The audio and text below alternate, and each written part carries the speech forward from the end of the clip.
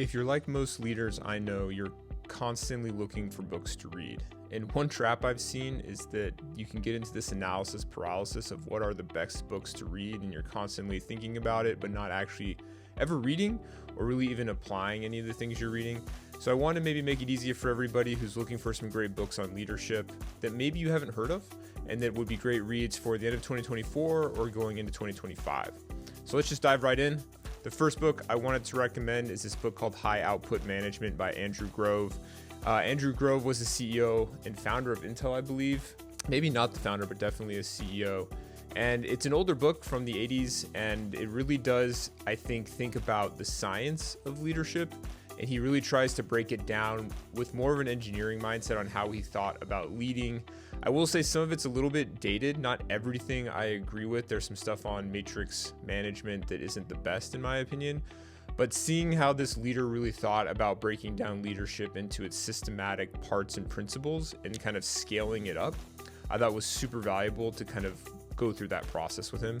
So if you're looking for kind of a shorter book, honestly, to read, that's not going to be new, but really does have principles that I think for the most part have held up really well, I would definitely check out High Output Management.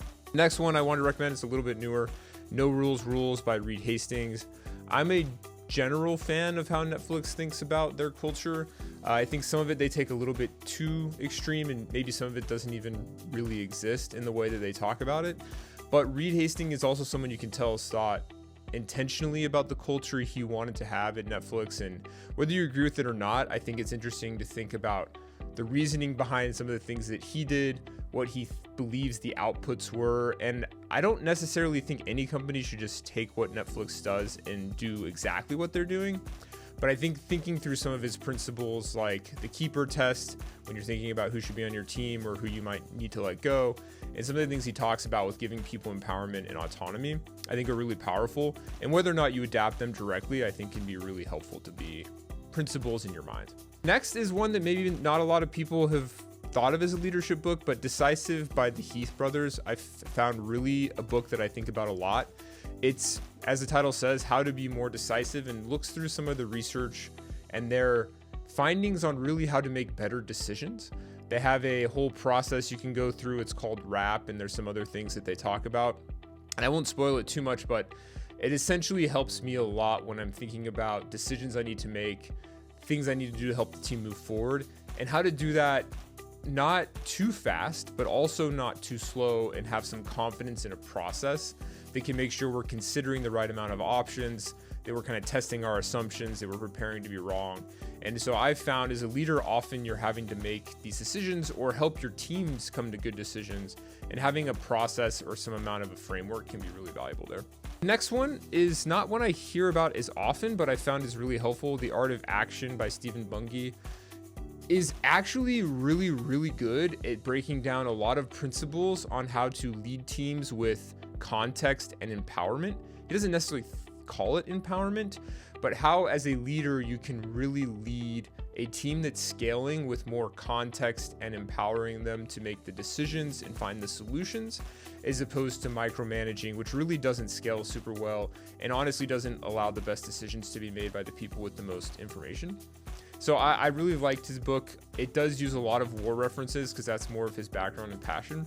But I think regardless of the context in which he thinks about decision making, it is a really valuable book to think about how you as a leader might be able to use more context and make sure you're setting good context that the teams can use to come to their own solutions and find paths forward. The last one I'd recommend is Scaling Up. Scaling Up is an interesting book. It's a little bit more like a textbook in some ways, and it definitely does have a system they're trying to apply to you called the Rockefeller habits. I don't necessarily know if I agree with all of the habits or necessarily all the recommendations, but I do think they do a pretty good job of laying out a reasonable path for an executive. If you're in a new executive role or have to take on like a whole business unit, I found it really helpful to think about, okay, how do you think about cash and accounting? How do you think about some of these things that aren't maybe as quote unquote sexy, but they really go in some of the principles and basics to make sure you have a good coverage of things you need to know as a leader. And some of the books just don't do that. They just skip over some of the stuff like cash and how to think about cash and how to improve your cash flow cycle. And that, I think, is critical. And so I would definitely check out Scaling Up if you've got more of a business unit ownership or finding yourself in a new executive role and want to have a more breadth of understanding of the different responsibilities you might have.